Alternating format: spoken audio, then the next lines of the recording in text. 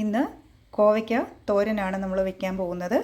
കോവയ്ക്ക നന്നായി കഴുകി ചെറിയ കഷ്ണങ്ങളാക്കി വെച്ചിട്ടുണ്ട്.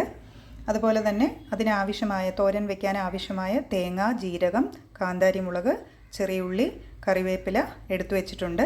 അപ്പോൾ നമ്മൾ ആദ്യം തേങ്ങയും ജീരകവും കാന്താരി മുളക്, ചെറിയ ഉള്ളി, കറിവേപ്പില ഇത്രയും ഒന്ന് മിക്സിയുടെ ജാറിലിട്ട് ഒന്ന് ചതച്ചെടുക്കുന്നുണ്ട്. എന്നിട്ട് നമ്മൾ തോരൻ വെച്ച് തുടങ്ങാം. നമ്മുടെ അരപ്പ് റെഡി ആയിട്ടുണ്ട്. ഇനിയും പാന് അടുപ്പത്ത് വെച്ച് 2 സ്പൂണ് വെളിച്ചെണ്ണ ഒഴിച്ച് ചൂടായിട്ടുണ്ട്. അതിലേക്ക് കടുക് ഇട്ട് കൊടുക്കുക.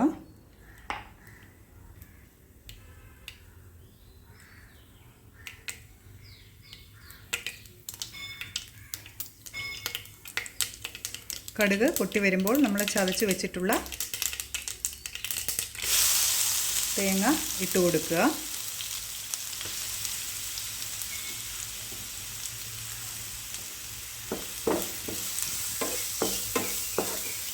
ഇത് നന്നായി 1 മിനിറ്റ് ഇളക്കി ഒന്ന് വഴറ്റിയെടുക്കുക.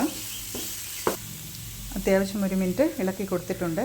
ഇതിലേക്ക് നമ്മൾ അരിഞ്ഞു വെച്ചിരിക്കുന്ന കോവയ്ക്ക ഇട്ട് കൊടുക്കുക. കോവയ്ക്ക ഇട്ടതിന് ശേഷം അത്യാവശ്യം ഉപ്പ് കൂടെ ഇട്ട് നന്നായി ഇളക്കി യോജിപ്പിച്ച് ഒരു 10 മിനിറ്റ് ലോ ഫ്ലെയിമിലിട്ട് അടച്ചു വെച്ച് വേവിക്കുക. ഇടയ്ക്കിടയ്ക്ക് 2 മിനിറ്റ് കൂടുമ്പോൾ ഒന്ന് തുറന്ന് നന്നായി ഇളക്കി കൊടുക്കണം. തുറന്ന് ഇളക്കുമ്പോൾ ഇതിലൽപ്പം മഞ്ഞൾപ്പൊടി കൂടെ ചേർത്തിട്ടുണ്ട്. അങ്ങനെ 10 മിനിറ്റ് ആയിട്ടുണ്ട്. നമ്മൾ തോരൻ റെഡി ആയിട്ടുണ്ട്. നമ്മുടെ സ്വാദിഷ്ടമായ കോവയ്ക്ക തോരൻ അങ്ങനെ റെഡിയായി. നമുക്കിനി അത് സെർവിങ് പാനിലേക്ക് മാറ്റാം. അങ്ങനെ നമ്മളുടെ കോവയ്ക്ക തോരൻ സെർവിങ് പാനിലേക്ക് മാറ്റി. അപ്പോഴെല്ലാവരും ചെയ്ത് നോക്കിയതിന് ശേഷം അഭിപ്രായങ്ങൾ കമൻറ്റായി അറിയിക്കുക.